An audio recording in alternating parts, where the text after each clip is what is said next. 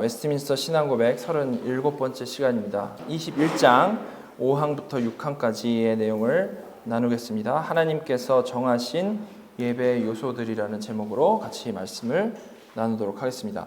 골로새서 3장 16절 한 절 같이 봉독하고 나누도록 하겠습니다. 그리스도의 말씀이 너희 속에 풍성히 거하여 모든 지혜로 피차 가르치며 권면하고 시와 찬송과 신령한 노래를 부르며 감사하는 마음으로 하나님을 찬양하고. 아멘. 우리는 이 21장에서 계속해서 예배에 대해서 살펴보고 있습니다.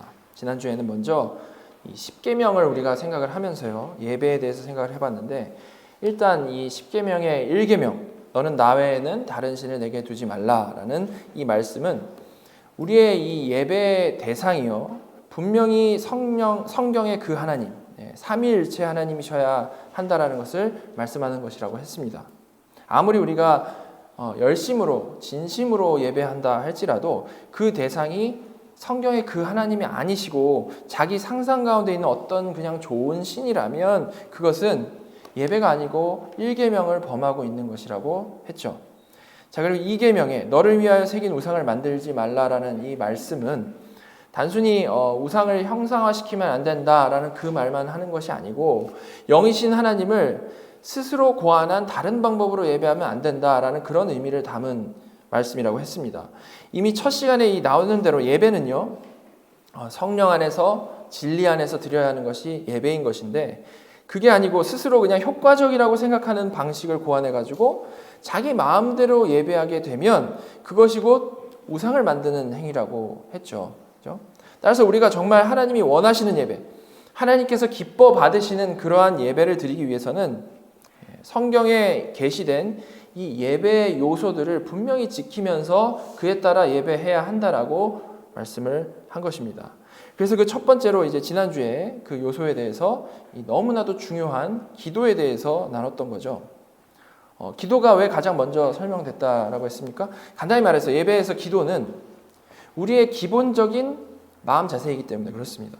우리의 예배는 철저히 중보자 그리스도 안에서 드리는 예배, 그리스도께서 드리는 그 예배에 우리가 참여하는, 포함하는 그런 예배라고 했는데요. 우리가 이를 이해하고 온전히 예배드리기 위해서는 당연히 그리스도를 의지하는 그 기도가 필수적이라고 했던 것이죠. 유니테리언처럼 나의 상태에 근거해서, 내 지금 마음 상태에 근거해서 예배를 잘 드리고 말고를 결정하는 게 아니라 철저히 성령 안에서, 철저히 진리 안에서, 예수 안에서 드리는 것이 예배이기 때문에 우리는 예배에서 기도를 가장 먼저 생각하고 이거를 분명히 정리를 해야 된다라고 했습니다. 이렇게 지난주에는 가장 먼저 예배 요소 중에서 기도에 대해서 좀 살펴봤고요. 오늘은 이제 5항을 통해서 나머지 요소들을 좀 살펴보도록 하겠습니다. 사실 5항에 나온 요소들보다 더 구체적으로 분류를 해가지고 성경이 가르치는 예배 요소들이 무엇인지에 대해서 나눌 수 있는데요. 이 신앙고백 가르치는 방식대로 좀 크게 나눠서 오늘은 생각을 해보도록 하겠습니다. 자, 5항 앞부분을 보시면 경건한 두려움을 가지고 성경을 읽는 것, 그리고 하나님께 순종하도록 이해와 믿음과 경외심을 가지고 하나님의 말씀을 건전하게 설교하고 바르게 듣는 것. 5항에서 처음으로 설명하는 예배의 요소는 간단히 말해서 하나님의 말씀입니다. 하나님의 말씀. 우리 이미 살펴본 대로 우리 예배의 대상은 오직 삼위일체 하나님이신데요. 그 하나님을 예배할 때 그 예배에 하나님의 말씀으로 가득해야 한다는 것, 이건 너무나도 사실은 당연한 거죠. 그죠? 그래서 신앙고백은 가장 먼저 예배 중에 우리는 경건한 두려움을 가지고 성경을 읽어야 한다. 경건한 두려움을 가지고 성경을 읽어야 한다라고 말을 하고 있는 것입니다. 우리 예배 드릴 때 예배 인도자가 대표로 성경 구절을 읽기도 하고 우리가 교독으로 성경을 읽기도 합니다. 그런데 여기서 강조되는 이 예배 중에 있는 성경이라는 것은 성경 말씀을요, 매주 순서대로 긴 호흡으로 같이 읽어 내려가는 것, 그것을 얘기를 하는 겁니다. 예배 중에 이렇게 성경을 같이 읽어가는 것, 이게 어떤 의미가 있을까요? 성경을 어떤 기록된 역사적 문서 정도로 보는 게 아니고 진정으로 이것이 하나님의 말씀이라고 믿는 자들이 그 하나님의 말씀을 정말로 아주 진지하게, 신앙고백 표현대로 경건한 두려움을 가지고 대하는 것이 정말 정당한 태도임을 그런 모습으로 고백을 하는 것이죠. 일단 그런 태도를 읽는 것 자체만으로도 너무나도 중요하다는 겁니다. 하나님 말씀을 읽는 것 자체만으로도 너무나도 중요하다는 거죠. 우리는 사실 이런 표현, 경건한 두려움을 가지고 성경을 읽어야 한다, 이런 표현을 그냥 당연하지 뭐 이렇게 생각하면서 넘어갈 수 있지만, 이런 표현이 맨 앞에서 지금 이렇게 강조되고 있는 것을 볼 때에 우리는 이 신앙 고백을 작성한 분들이 과연 예배를 어떤 마음으로, 어떤 마음 자세로 드렸고 후세들도 어떤 마음으로 드리기를 원했는지를 살펴볼 수가 있는 거죠. 우리 시대 교회 다니는 많은 사람들의 마음 자세와는 확연히 다른 모습이죠. 어떤 긴장된 하나님 앞에서의 그 신전의식, 하나님에 대한 경외함이 분명히 있는 겁니다. 신앙 고백을 통해서 단순히 우리가 이 정보만 취합할 게 아니고 이런 이분들의 마음, 정신을 좀 우리가 생각해 보는 게 너무나도 중요하겠죠. 자, 이렇게 말씀 읽는 것에 대해서 생각을 해봤고, 이어서 신앙 고백은 설교에 대해서 말을 하고 있습니다. 설교. 이를 살펴보기 전에 먼저 성경에서 하나님의 말씀이라고 하면 정확히 무엇을 의미하는지에 대해서부터 좀 더 정리를 하고 생각을 해봤으면 좋겠습니다. 하나님의 말씀. 네. 여러 종교개혁자들과 칼빈은요, 하나님의 말씀이 무엇인지에 대해서, 성경이 말하는 하나님의 말씀이 무엇인지에 대해서 세 가지로 정리를 했습니다. 그 첫째는 무엇이냐면 예수 그리스도, 말씀이신 예수 그리스도입니다. 그것이 첫째죠. 그죠? 이제 주님이 말씀이시다라는 말은 주께서 본질상 영원하신 말씀이시다라는 그런 말을 하고 있는 겁니다. 말씀이신 그리스도. 그게 첫 번째고, 두 번째는 하나님의 말씀, 성경을 말합니다. 성경. 성경이 하나님의 무오하고 규범적인 말씀인 것인데, 그래서 조금 전에 살펴본 대로 그 성경을 읽을 때 우리는 경건한 두려움을 가지고 읽어야 한다라고 했죠. 그죠? 자, 그리고 세 번째, 마지막 세 번째, 하나님의 말씀. 성경이 말하는 하나님의 말씀이 무엇인가 했을 때 칼빈은 설교라고 했습니다. 설교. 물론 우리가 설교 들을 때 하나님 말씀 듣습니다라고 너무나도 자연스럽게 말을 하죠. 쉽게 말하죠.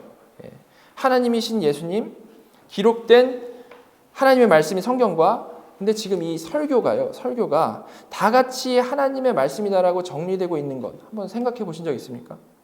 이걸 생각해 볼 때 이 설교가 어떤 무게인지에 대해서 우리가 생각을 해볼 수가 있는 거죠. 예수님도 말씀, 성경도 말씀, 설교도 말씀. 여러분, 특별히 칼빈은 설교를 하나님의 말씀 중에서도 뭐라고 얘기를 했냐면 성례전적인 말씀이다. Sacramental Word라고 했어요. 성례전적인 말씀. 여러분, 성례전적인 말씀, 이게 무슨 말일까요? 말씀이 성례전적이다. 자, 이에 대해서 마이클 홀튼의 말을 좀 읽어보면 좋을 것 같은데요. 복음주의 진영에 속한 우리는 대체로 설교를 가르침과 겉면으로 생각한다. 물론 성경은 정보를 주고 교훈하고 설명하고 주장하고 명령한다. 그러나 종교개혁자들은 말씀의 선포를 설교자의 사상, 격려, 충고, 열정적인 호소 그 이상으로 본다.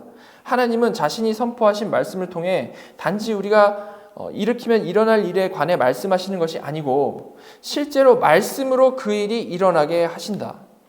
그런 까닭에 칼빈은 설교를 성례전적인 말씀이라고 부르는데, 이것은 그 말씀이 은혜의 수단임을 의미합니다. 믿음은 말씀, 특히 복음을 들음으로써 온다. 그러므로 교회는 말씀의 피조물이다. 우리가 성찬을 받죠. 성찬을 받을 때 성찬은 단순히 그 십자가 사건을 기억하고 기념하는 것에서 끝나는 게 아니라고 했습니다. 그죠? 우리 성찬에 대해서 배울 때 그랬죠. 그게 아니고 우리가 믿는 바는 영적 임재설이라고 그랬죠. 즉 십자가를 기억하고 기념하는 것 사실이지만 거기서 끝이 아니고 그 시간에 성령님께서 특별히 임재하셔서 은혜를 주신다라고 우리는 믿는다라고 했습니다. 그게 바로 성례라고 그랬죠. 성례. 이처럼 선포되는 말씀인 설교도요, 지금 마이클 홀튼의 간조대로 단순히 좋은 가르침, 권면인 게 아니라는 말입니다.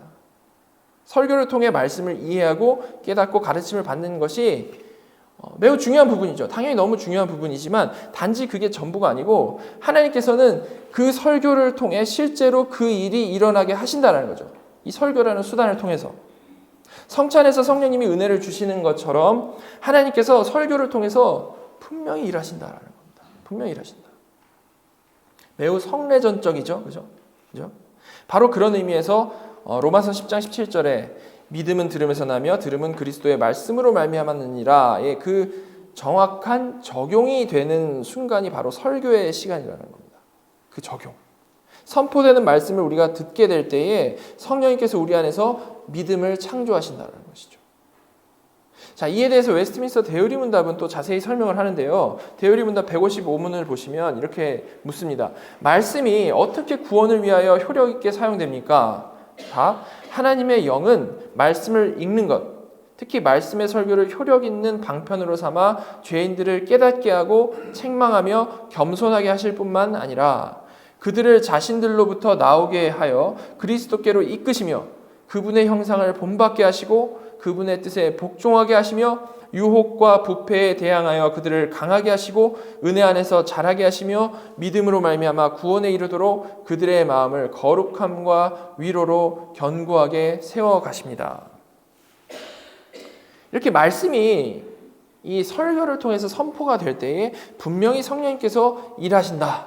그 사실은 우리가 정말로 늘 기억해야 되는 중요한 사실이라는 겁니다. 그런데 이때 우리가 특별히 기억해야 되는 것은 마치 성찬을 받을 때요. 성찬 받을 때 그 빵과 그 포도주스가 어떤 신비한 성물이라서 효력이 있는 게 아니죠. 그게 아니라 성령님이 역사하셔서 은혜의 수단이 되는 것이었습니다. 그런 것처럼 목사가 어떤 특별한 영적인 존재여가지고 그런 능력이 나타나는 게 절대 아니고 보다시피 보통 사람이고 특별할 게 하나도 없는데 성령님께서 이런 목사를 사용하셔서 말씀하시고 지금 대의리 문답에 설명된 대로 이런 놀라운 일들이 우리 가운데 일어나게 하신다라는 거죠. 성령님께서. 우리는 이거를 분명히 이해를 해야 되는 겁니다. 여러분, 우리가 이걸 생각할 때 이 목사라는 직분은 영광스러운 직분이죠. 정말 영광스러운 직분이고 또한 동시에 가장 조심스럽고 긴장할 수밖에 없는 직분인 것입니다. 분명히 매주 이 천지를 창조하신 거룩하신 하나님의 말씀을 딜리버리 한다라는 것은 너무나도 복되고 영광스러운 일이 맞는데요. 그러나 동시에 부족하고 이 죄 많은 인간으로서 정말 이게 부담되는 일인 것이죠. 그래서 늘 기도할 수밖에 없고 늘 자신을 돌아보면서 살아갈 수밖에 없는 겁니다.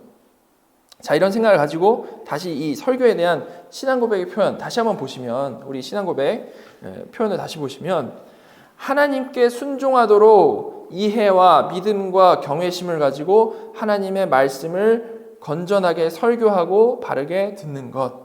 그렇게 나와있죠. 하나님께 순종하도록 이해와 믿음과 경외심을 가지고 하나님의 말씀을 건전하게 설교하고 바르게 듣는 것. 이게 사실 한글로 보면 좀 분명하지 않은데 영어로 보시면 설교에 대한 수식어 뭐라고 나와 있습니까? 복잡한 거 하나도 없고 딱 하나의 단어 사운드라고 나와 있죠. 건전한이라고 나와 있습니다. 건전한 설교. 신앙 고백은 지금 이 설교에 대해 다른 어떤 묘사도 없이 아주 단순하게 건전한 설교여야 한다라고 말을 하고 있는 겁니다. 여러분 지금까지 살펴본 내용들 잘 생각해 보면 이거 되게 당연한 거죠. 일단 설교하는 목사는 특별한 것이 없는 인간입니다. 그런 목사가 성령님이 역사하시는 말씀, 성례전적인 말씀을 설교하고 있는 것이죠. 그럼 이런 설교를 하는 목사에게 요구되는 것 뭐겠습니까? 다른 어떤 게 아니고 기록된 하나님의 말씀인 성경에 위배되는 것이 없이 성경대로 건전하게 설교하는 것이겠죠. 그죠? 딜리버리 가이가 물건을 그대로 전달하면 되는 거지 그 외에 무엇이 필요하겠냐라는 겁니다. 그죠? 이렇게 일단 설교의 내용이 건전하면 그것은 하나님의 뜻이 그대로 선포되고 있는 것이기 때문에 분명히 그 설교를 통해 성령님이 일하셔서 좀 전에 읽은 대의리 문답에 묘사된 그 열매들을 성령님께서 맺어 나가신다라는 겁니다. 보내는 분의 선물이 너무 좋으니까 딜리버리만 문제없이 잘하면 된다라는 거죠. 그러나 건전하지 못하면 건전한 설교해야 되는데 건전하지 못하면 즉 딜리버리 하다가 물건을 바꾸거나 물건을 바꿔치기 하면 다시 말해서 성경 말씀 한 구절 읽어놓고 본문과 상관없이 감동적인 스토리, 자기 자랑, 좋은 교훈들, 웃긴 얘기 이런 거 하면 그거 뭡니까? 그 시간에 하나님의 말씀이 선포되고 있는 게 아니므로 당연히 성령님이 일하시지 않겠죠. 아무리 그 내용이 교훈적이고 아무리 그것이 감동적이라 할지라도 기록된 성경 말씀이 말하고 있는 그 말씀이 아니면 그것은 하나님의 말씀이 아니기 때문에 설교가 성례전적 역할을 할 수가 없다라는 겁니다. 여러분, 아무리 유창하지 못하고 청중을 막 압도하는 매력적인 설교가 아니라 할지라도 그 순간 목사가 하나님의 말씀을 그 말씀 그대로 건전하게 설교하고 있다면 분명히 성령님은 그 부족한 설교를 통해서 열매를 맺으신다라는 겁니다. 주체가 목사가 아니고 성령님이시기 때문에. 설교학 책들 많거든요. 그거 보면 사람에게 들리는 설교를 하기 위해서 어떻게 해야 되는가가 되게 큰 화두입니다. 들리는 설교. 이 시대 사람들에게 어떻게 하면 들릴 수 있을까? 어떻게 하면 이 시대 사람들에게 잘 들리고 또한 이해될 수 있을까? 이게 항상 큰 화두죠. 물론 이건 설교자로서 고민해야 하는 부분이 맞습니다. 저도 이제 설교 준비하는 내내 어떻게 하면 이걸 쉽게 설명할 수 있을까? 들리게 할 수 있을까? 고민을 하죠.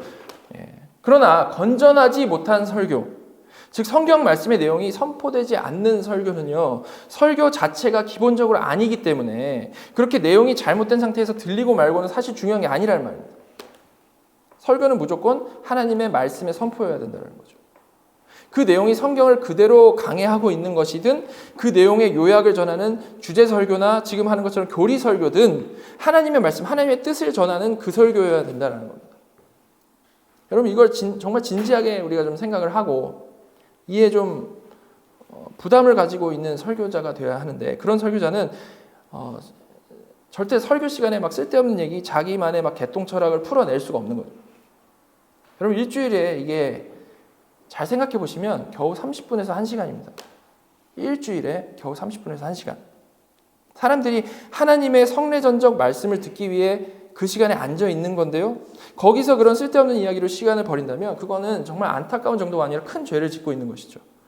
자, 그래서 야고보는 이렇게 말씀한 겁니다. 3장 1절. 내 형제들아, 너희는 선생된 우리가 더 큰 심판을 받을 줄 알고 선생이 많이 되지 말라.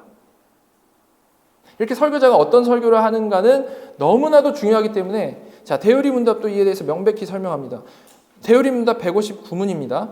하나님의 말씀을 설교할 수 있도록 부름받은 사람들은 하나님의 말씀을 어떻게 설교해야 합니까? 말씀을 설교하는 일에 봉사하도록 부름받은 사람들은 올바른 교리를 설교해야 합니다. 때를 얻든지 못 얻든지 부지런히 사람의 지혜가 권하는 말이 아니라 성령의 나타남과 능력으로 단순 명료하게 하나님의 모든 뜻을 알도록 신실하게 청중의 필요와 수용 능력에 따라 지혜롭게 적용하며 하나님과 그분의 백성들의 영혼에 대한 뜨거운 사랑으로 열렬히 하나님의 영광과 그들의 회심, 성숙과 구원을 추구하며 진심으로 설교해야 합니다. 대요리 문답은 가장 먼저 설교자는 올바른 교리를 설교해야 한다라고 얘기를 하고 있습니다. 이는 뭐 딱 교리 설교만 하라는 그런 얘기가 아니고요. 성경이 말하고자 하는 바인 교리에 맞는 설교를 해야 된다는 거죠. 아무리 성경 구절을 근거해가지고 성경 말씀만 가지고 설교한다 할지라도 그게 사실 성경이 말하고자 하는 바가 아니라면, 그게 원래 하나님이 뜻한 그 의도가 아니라면 오히려 그것은 성경을 곡해하는 거고 하나님의 말씀을 곡해하는 죄를 저지르고 있다는 겁니다. 계속 성경 얘기만 한다 할지라도. 그죠? 그래서 설교자는 항상 교리에 맞는 설교를 해야 되는 거고, 그러기 위해서 목사가 교리에 대해서 분명히 이해하고 있는 것은 너무나도 중요한 거죠. 필수적이라는 겁니다. 자, 그리고 대요리 문답 이어서 보시면 부지런히 단순 명료하게 하라라고 말을 하는데, 이 단순 명료하게 하라는 것을 오해하면 안 됩니다. 많은 분들은 이 단순 명료하게 하라고 했다라고 해서 설교를 무조건 쉽게 해야만 한다라고 생각을 합니다. 3포인트 설교 하다가 요새는 그것도 어렵다고 1포인트로 강조하시는 분들이 있죠. 여러분, 분명히 이 복음은 명료합니다. 아주 명료하죠. 어린아이도 알아들을 수 있을 만큼 그 핵심은 아주 명료하게 드러나 있습니다. 그러나 우리가 오해하지 말아야 되는 부분은 그렇다고 해서 성경 모든 부분이 쉽다라는 말이 아니라는 거죠. 모든 부분이 쉽다라는 말 아닙니다. 성경을 우리가 한 번만 읽어봐도 그 내용이 얼마나 어렵고 또 깊은 내용이 많이 있는지를 우리가 분명히 알 수 있는데, 이 대요리 문답에서 설교를 단순 명료하게 하라고 한 것은 그 어려운 거 다 떼내고 가장 쉬운 부분만 짧게 하라는 소리가 아니라는 겁니다. 그게 아니고 설교를 준비하는 사람이 그 어렵고 깊고 풍성한 말씀을 먼저 잘 소화를 해가지고 최대한 이해하기 쉽게 단순 명료하게 하라는 거죠. 근데 이를 잘못 이해해서 마치 성경이 쉬운 것처럼 생각을 하는, 배우지 않고도 그냥 큐티하면 누구나 다 이해할 수 있는 것처럼 생각을 하는, 그런 식의 이 얕은 교회 문화가 지금 자리 잡고 있다는 겁니다. 절대 그렇지 않고 성경을 알아갈수록 깊고 웅숭한 내용을 담고 있는 하나님의 말씀이라는 거죠. 단순 명료하게 하라는 것은 목사는 이 어려운 것을 최대한 쉽게 설명하기 위해서 노력해야 된다는 겁니다. 자, 그래서 그 다음에 이어지는 설명이 뭐냐면 하나님의 모든 뜻을 알도록 신실하게, 그렇게 나오고 있는 거죠. 여러분, 분명히 모든 뜻이라고 말하고 있어요. 모든 뜻. 그냥 핵심만 알고 다른 거 알 필요가 없는 게 아니고 모든 뜻을 알 수 있도록 신실하게 성실하게 전해야 하는 것이고, 어렵지만 최대한 준비하고 노력을 해가지고 그 어려운 내용을 단순 명료하게 전해야 한다라는 겁니다. 또한 그런 의미임을 이제 뒤에 이어지는 설명으로 더 명확히 알 수 있는데 뭐라고 나와 있습니까? 청중의 필요와 수용 능력에 따라서 지혜롭게 적용하며 라고 나와 있죠. 그죠? 청중을 봐가면서 어려운 내용도 그들이 알아듣기 쉽게 고민하고 또 고민하는 것이 설교자의 임무라는 겁니다. 그러기 위해서는 당연히 하나님의 백성들의 영혼에 대한 뜨거운 사랑으로 열렬히 하나님의 영광과 그들의 회심, 성숙과 구원을 추구하며 진심으로 설교해야겠죠. 그죠? 이것이 설교자로서 마땅히 가져야 할 태도라는 겁니다. 늘 이런 마음으로 꾸준히 아주 신실하게 기도하면서 설교를 준비하고 해 나가야 한다는 것이죠.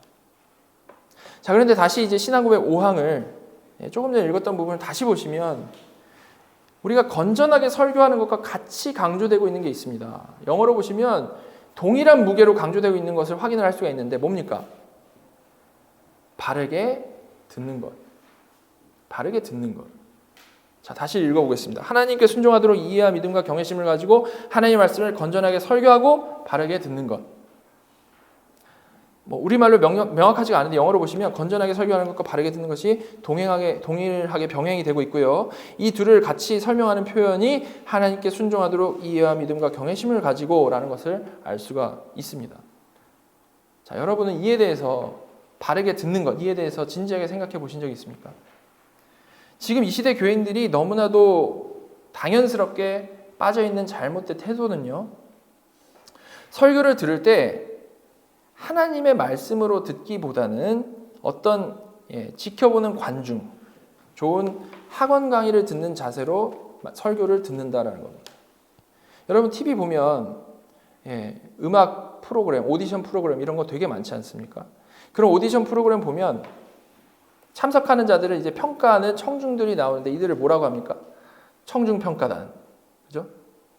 그들은 가수가 나에게 감동을 주고 울리면 좋은 점수, 높은 점수를 주고 그렇지 못하면 낮은 점수를 줍니다.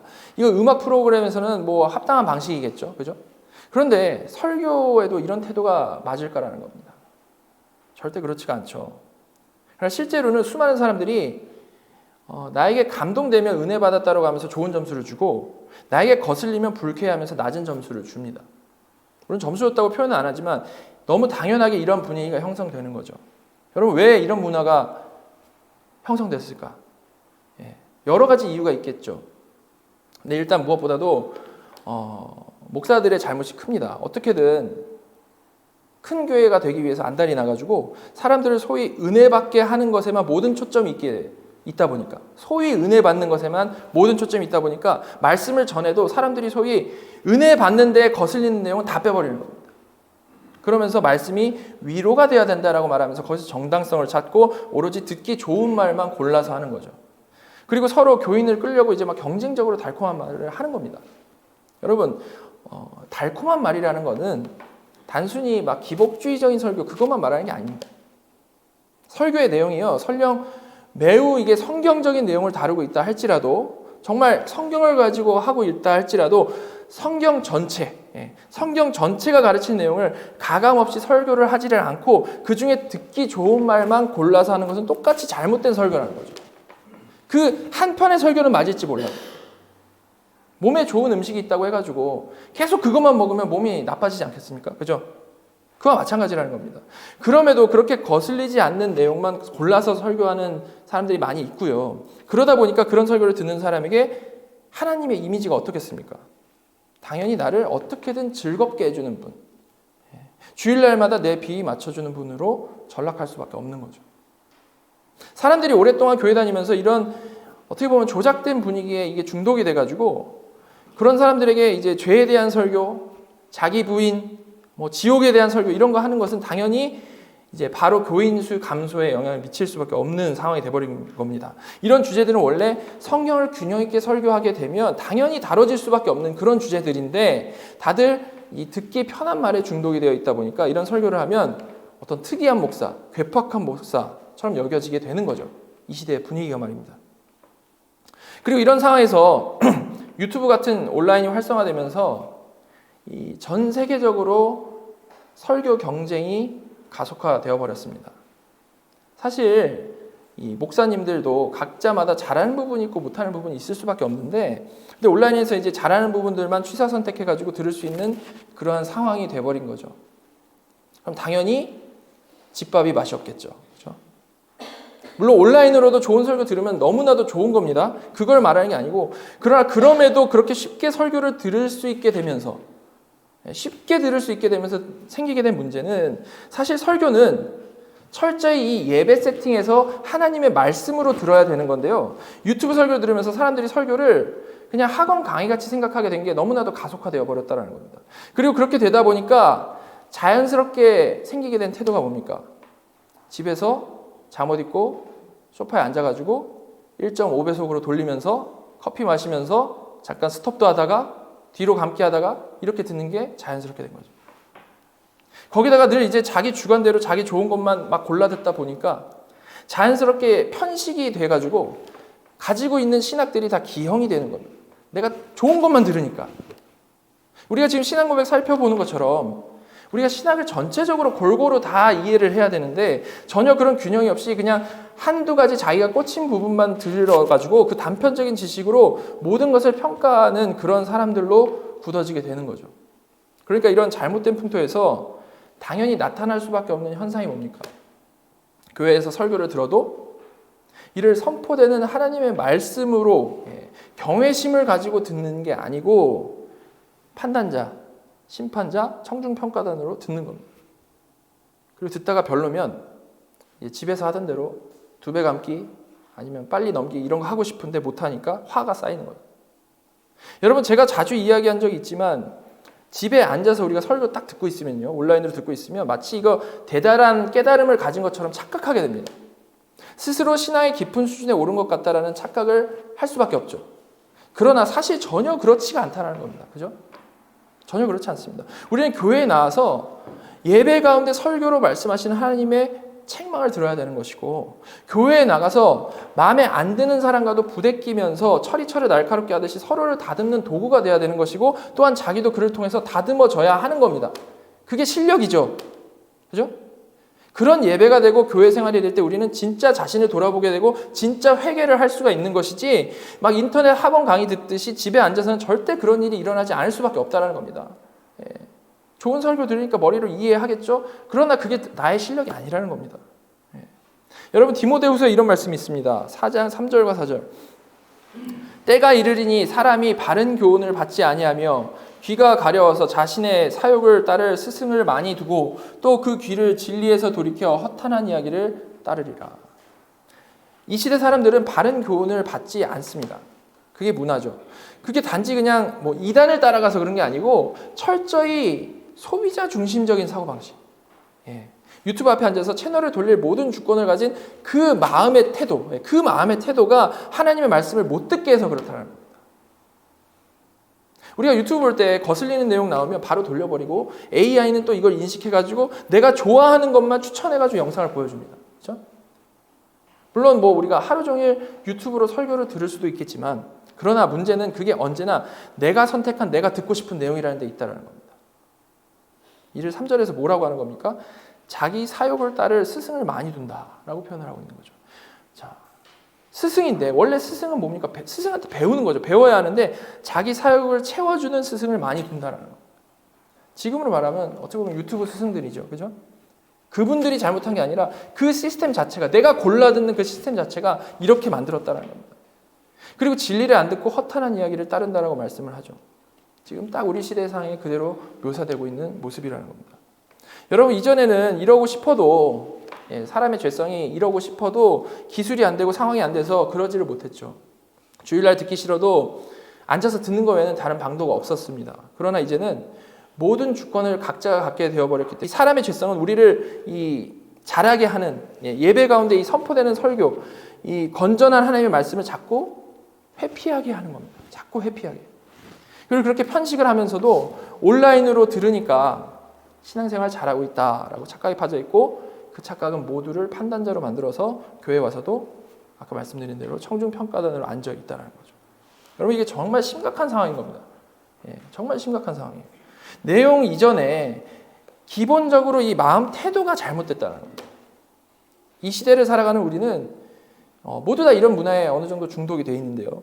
정말로 우리가 경각심을 가지고 예배가 무엇인지, 설교가 무엇인지에 대하여 정말 진지하게 고민하고 바르게 이해하는 것이 너무나도 중요하다는 겁니다. 그렇지 않으면 우리가 바른 진리를 듣고 이해한다라고 말을 하면서도 자신에게는 조금도 적용을 하지를 못하고 남만 비판하는, 어떻게 보면 새로운 버전의 바리새인이 되게 되는 거죠. 자, 여러분, 마이트 호튼의 말을 다시 한번 좀 보도록 하겠습니다. 설교에 대해서 그는 이렇게 말을 했어요. 오늘처럼 악한 시대에도 우리는 하나님의 선한 말씀과 내세의 능력을 맛본다. 믿음은 단순히 하나님의 말씀에 응답하는 교회의 행위나 신자의 행위가 아니라 오히려 그 말씀을 통해 성령에 의해 창조된다. 자신의 내면을 살피거나 교회가 가르치는 모든 것에 맹목적으로 순종해서가 아니고 우리는 그리스도에 관한 선포를 정기적으로 들음으로써 믿음을 얻는다. 하나님의 선포된 말씀이 지닌 이 기적적인 능력에 대한 감각을 잃어버릴 때 우리는 다른 곳에서 우리가 고안한 우리 자신의 활동을 통해서 하나님의 임재와 권능을 찾기 시작한다. 자, 이렇게 믿음은요, 정기적으로 선포되는 말씀을 들음으로 성령에 의해서 창조되는 게 믿음이라는 겁니다. 말씀을 매주 듣는 것은 우리 믿음 생활에 있어서 가장 중요한 위치에 있다는 것이죠.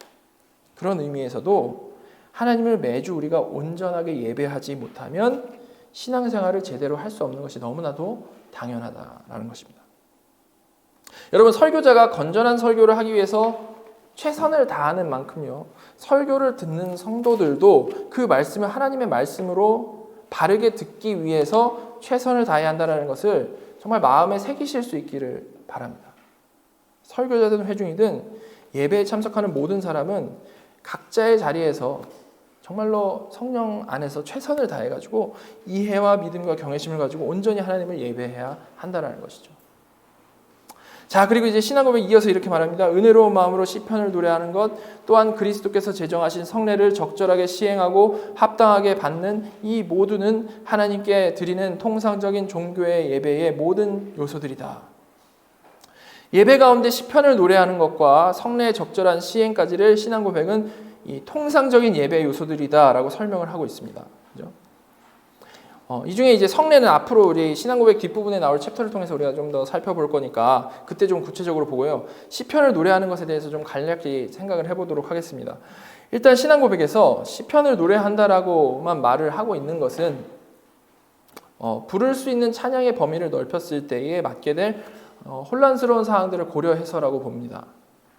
근데 이 신앙고백이 작성된 시기에는요, 지금처럼 이 다양한 찬송들이 있기 전이었기 때문에 어떻게 보면 더욱 이렇게 그냥 간단히 말하고 넘어갈 수 있었죠.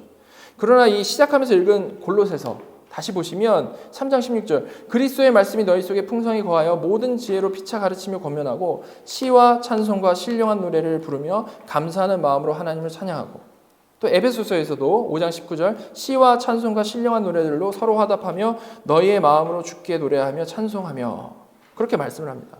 즉 바울은 시편만이 아니고 찬송과 신령한 노래들로 찬송하라라고 말씀을 하고 있죠. 이처럼 우리는 다양한 찬양으로 하나님을 찬양할 수 있습니다. 그리고 사실 우리가 그러해야 하기도 합니다.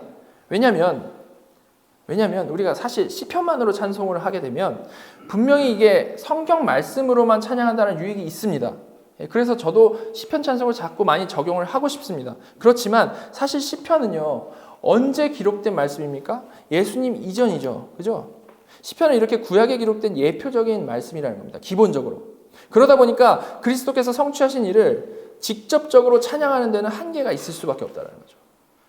예수님에 대한 구체적인 찬양, 신약에 와서 정립된 우리의 구원에 대한 귀한 내용들을 직접적으로 찬양에 담기에는 한계가 있다라는 겁니다. 시편 찬송만으로는. 그래서 우리는 찬양을 시편만으로 한정할 게 아니고 성경적인 찬송과 신령한 노래들을 계속해서 만들어내면서 이런 찬양을 통해서 하나님 앞에 더 풍성히 우리의 신앙을 고백해야 마땅하다라는 것이죠. 이런 관점은 이 신앙고백 이후 시대가 바뀌면서 이 찬양에 대한 고민이 깊어지면서 더 정확하게 볼 수 있는 사실이 된 것입니다. 자, 또 신앙고백은 이어서 말을 하기를 이 외에도 종교적인 맹세, 서원, 엄숙한 금식, 특별한 경우에 드리는 감사가 있다. 이것들은 여러 차례 그리고 절기를 따라 거룩하고 종교적인 방식으로 사용되어야 한다. 자, 여기서는 통상적인 예배의 요소가 아니라 특별한 경우에 포함된 예배 요소에 대해서 말을 하는데요. 이런 특별한 상황들이 발생할 때에 예배 가운데 이런 순서를 넣을 수 있다는 겁니다. 금식 같은 경우는 뭐 예배 중에 우리가 금식한다는 게 아니고 특별한 상황에 우리가 다 같이 금식하는 중에 예배할 수 있다. 그런 얘기를 하는 거고요.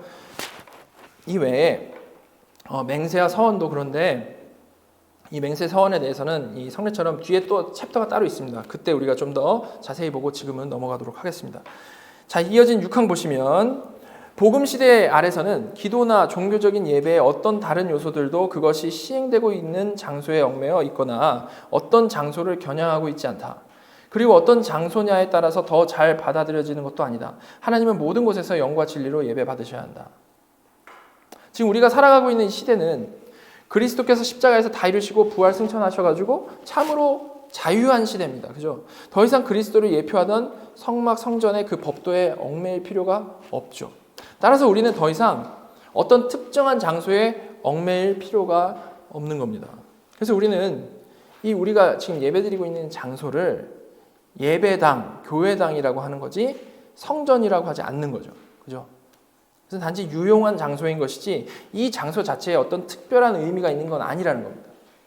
물론 이런 개념이 없는 분들은 아직도 이 교회당을 가리켜서 성전이라고 표현을 하죠. 예.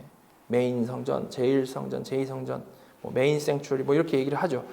아마도 많이 들어보셨을 텐데 이게 좀 사실은 시대착오적인 표현이라는 겁니다. 신앙고에 말한 대로 이제는 어떤 장소냐에 따라서 더 잘 받아들여지는 게 아니고 하나님은 모든 곳에서 영과 진리로 받으셔야 마땅하다. 예배 받으셔야 마땅하다라는 거죠. 이를 생각하면 우리 옛날에 한국에 교회 강대상 이렇게 빨간 카펫으로 하고 거기 목사님 위에 올라가면 안 되고 신발 벗고 올라가고 이런 거 있잖아요. 그게 되게 진지해 보이지만 사실 잘 모르는 율법주의적인 사고라는 것을 다시 한번 생각을 해볼 수 있죠. 자, 우리가 이를 생각할 때 앞으로라도 우리 교회는요, 필요에 의해서 이사 갈 수 있겠죠. 하지만 막 빚을 내고 막 무리해가지고 교회 건축하고 이런 거 제발 안 했으면 좋겠습니다. 정말로. 예. 우리가 모여서 예배하다가 장소가 필요하면 하나님이 때에 맞춰서 좋은 장소를 주시겠죠. 장소가 그렇게 중요합니까?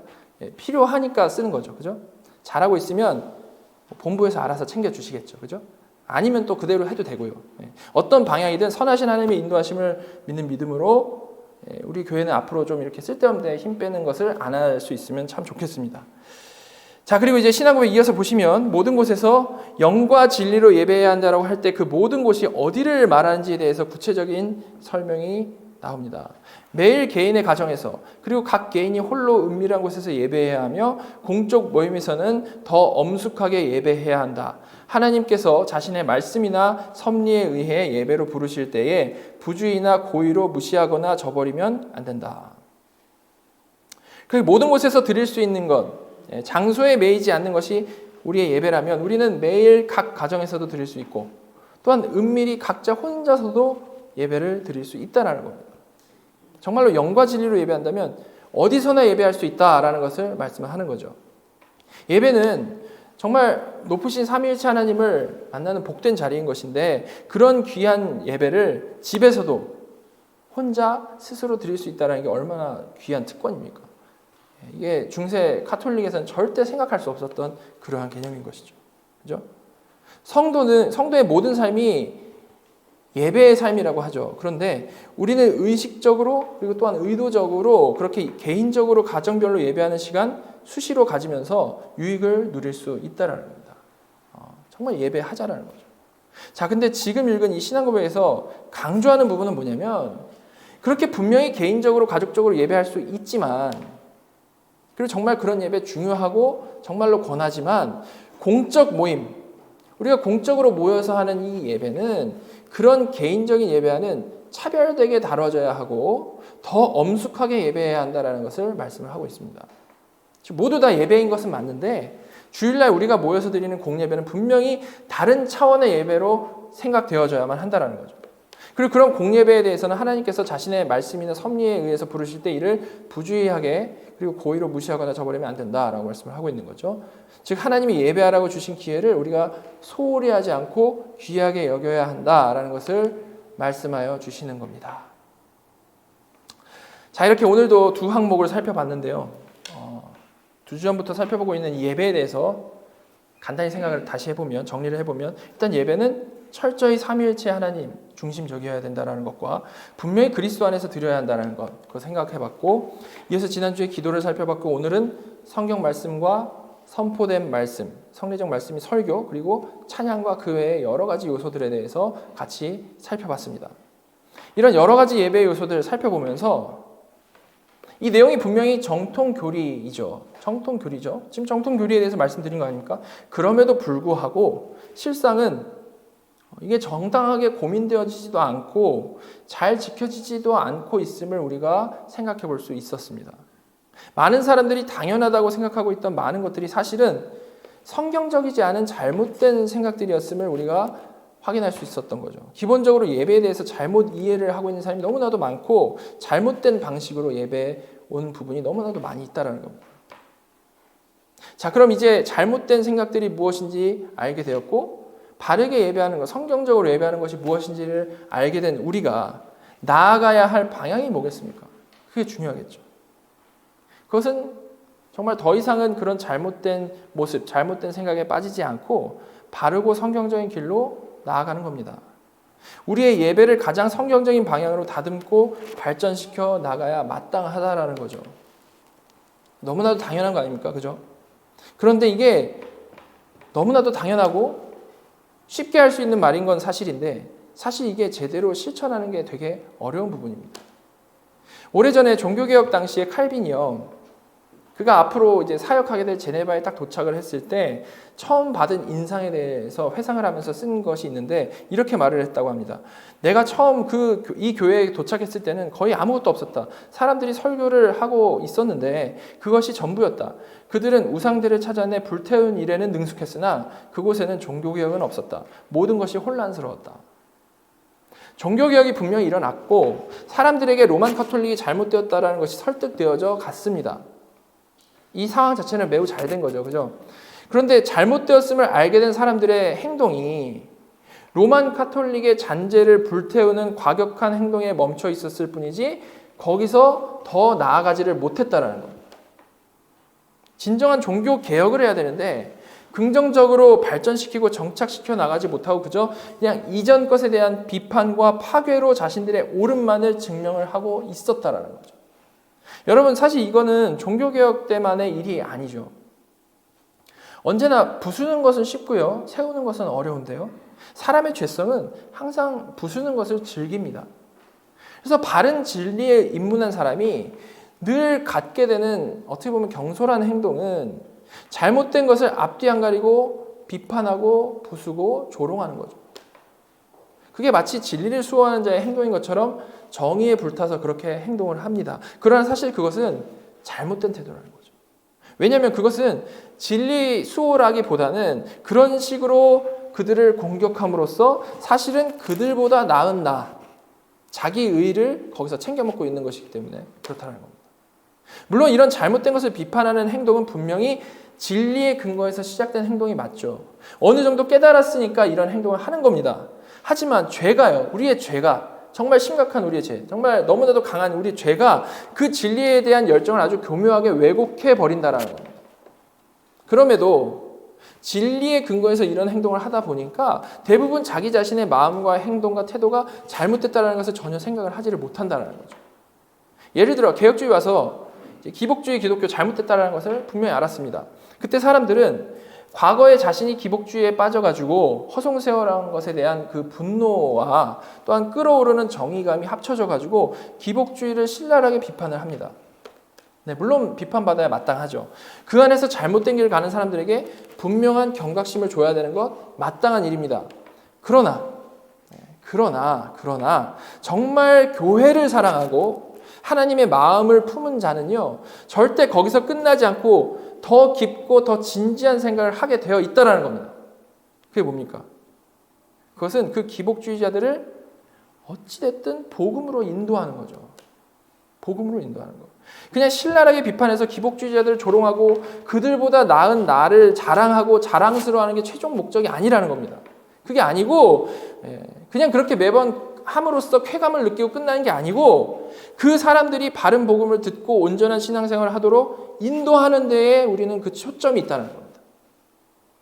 그래서 이런 목적, 부수는 게 목적이 아니라 세우는 게 목적인 성도는요, 잘못된 것을 비판하더라도 무례하게 잔인하게 비판하지 않습니다. 안타까움으로 비판하고 혹여나 듣는 사람이 상처받을까 봐 조심스럽게 기도하면서 비판하지 그 비판을 막 즐기며 승리감에 희희덕거리지 않는다는 거죠. 하나님의 마음을 품은 자의 모습이 그렇다는 겁니다. 근데 아쉽게도 대부분 이제 막 깨달은 사람들은 이 덫에 거의 대부분 빠지죠. 그래서 마치 엘리야처럼 마치 자기만 하나님의 사자인 것 마냥 행동할 때가 많은 것입니다. 저도 이 청년 때 그게 되게 심했는데요. 그러나 정말 감사한 게 뭐냐면 우리 실력은 다 그래요. 우리 죄성은 늘 그래가지고 바른 걸 깨닫고도 그렇게밖에 행동을 잘 못하는데 진짜 거듭난 사람은 그 안에 성령님께서 그렇게 우리를 내버려 두시지 않으신다는 거예요. 이게 정말 다행인 부분이죠. 우리가 우리 죄성에 끌려서 사람들을 비판하고 막 저주하고 다닐 때에 성령님께서는 오히려 그러는 우리의 교만한 마음과 악랄한 죄성을 결국에는 보게 하여 주신다는 겁니다. 그런 말을 하고 있는 내가 얼마나 모순덩어리고 악한 존재인가를 돌아보게 하신다는 거죠. 그래서 더 이상 나의 비판하는 말, 나의 강한 말, 나의 죽이는 말로가 아니고 성령님의 능력만을 철저히 의지하는 자들로 자라나게 하신다는 겁니다. 여러분, 우리의 궁극적 사명은 잘못된 교회를 부수는 게 아니고 성경적이고 거룩한 진짜 교회를 세우는 것이다라는 것을 잊지 마시기 바랍니다. 부수는 게 목적이 아니라 정말로 세우는 게 목적이라는 거죠. 물론 세우기 위해서는 부술 필요가 있죠. 하지만 그렇게 목적이 분명한 부숨, 해체는요, 무례해지지 않고 잔인해지지 않고 기도와 사랑으로 이루어진다는 거예요. 말씀이 강력해서 우리의 더러운 마음을 부수는 거지 우리의 태도와 우리의 강한 말, 우리의 무례함이 부수는 게 아니라는 것을 기억해야 한다는 겁니다. 저와 여러분 모두가 이를 잊지 말았으면 좋겠습니다. 우리가 너무나도 쉽게 빠질 수 있는 이 오류이기 때문에 그렇죠. 여러분, 우리가 지금까지 많이 살펴본 대로 사랑, 곧 하나님 사랑, 이웃 사랑이 성경의 핵심이고요. 복음의 핵심인데요. 그런데 우리가 너무나도 잘 아는 고린도전서에 있는 사랑장 보면 그 사랑에 대해서 어떻게 표현하고 있습니까? 고린도전서 13장 4절부터 7절. 사랑은 오래 참고, 사랑은 온유하며 시기하지 아니하며, 사랑은 자랑하지 아니하며, 교만하지 아니하며, 무례히 행하지 아니하며, 자기의 유익을 구하지 아니하며, 성내지 아니하며, 악한 것을 생각하지 아니하며, 불의를 기뻐하지 아니하며, 진리와 함께 기뻐하고, 모든 것을 참으며, 모든 것을 믿으며, 모든 것을 바라며, 모든 것을 견디느니라. 너무나도 이게 잘하는 말씀이죠. 그런데 사랑에 대한 묘사를 다시 한번 우리가 눈을 크게 뜨고 보게 되면 우리가 남들보다 조금 더 안다라고 해가지고 남을 무시하고 비웃고 경멸하고 해체하고 비판해도 된다. 사랑하니까 그렇게 해라라는 말씀은 조금도 없습니다. 그죠? 오히려 반대로 사랑하면 우리는 오래 참아야 되고, 사랑하는 자는 온유하고, 사랑하는 자는 시기, 자랑, 교만하지 않고 자기 유익을 구하지 않을 뿐만이 아니라 성내지 않고 악한 것을 생각하지 않는다라고 분명히 말씀을 하고 있죠. 너무나도 잘하는 말씀이 너무나도 분명히 우리에게 말하고 있지 않습니까? 그죠? 그러니까 개혁주의가 맞다고 앞뒤 안 가리고 비판만 하고 다니면서 마치 혼자 하나님의 사자인 듯이 행동하는 사람들은 정말 아직 자기 자신을 제대로 잘 모르는, 아직 그 은혜를 제대로 모르는 수준에 머물러 있는 겁니다. 왜냐하면 하나님의 거룩하심, 정말 그 성삼위치 하나님의 거룩하심을 제대로 보고 그 앞에서 나의 완악함을 정말로 제대로 본 사람은 어떤 막 굳은 다짐, 이제는 안 그래야지 굳은 다짐을 해서가 아니고 자연스럽게 이 사랑장이 묘사하는 마음 상태로 점점 변화되어져 갈 수밖에 없기 때문에 그렇죠. 여러분, 우리가 며칠 전에 읽은 고린도전서 10장 보시면 우리가 너무나도 잘 아는 구절 나오죠. 31절입니다. 그런즉 너희가 먹든지 마시든지 무엇을 하든지 다 하나님의 영광을 위해 하라. 우리가 너무 잘 아는 구절이죠. 식사기도 때 단골로 등장하는, 그죠? 근데 우리는 보통 이 구절만 외우고 마는데 그 이후에 뭐라고 되어 있나 보십시오. 32절, 33절입니다. 유대인에게나 헬라인에게나 하나님의 교회에나 거치는 자가 되지 말고 나와 같이 모든 일에 모든 사람을 기쁘게 하여 자신의 유익을 구하지 아니하고 많은 사람의 유익을 구하여 그들로 구원을 받게 하라. 유대인에게나 헬라인에게나 하나님의 교회에나, 즉 누굽니까? 하나도 빠짐없이 정말 모든 사람에게 거치는 자가 되지 말고 나와 같이 모든 일에 모든 사람을 기쁘게 하여, 어떤 방법으로 그 모든 사람을 기쁘게 한다라고 합니까? 33절에 자신의 유익을 구하지 아니하고 많은 사람의 유익을 구함으로 그렇게 하라라고 말씀하고 있죠. 물론 진리 자체는 불신자들을 기분 나쁘게 합니다. 그래서 불신자들이 진리를 대적하는 것은 사실이죠.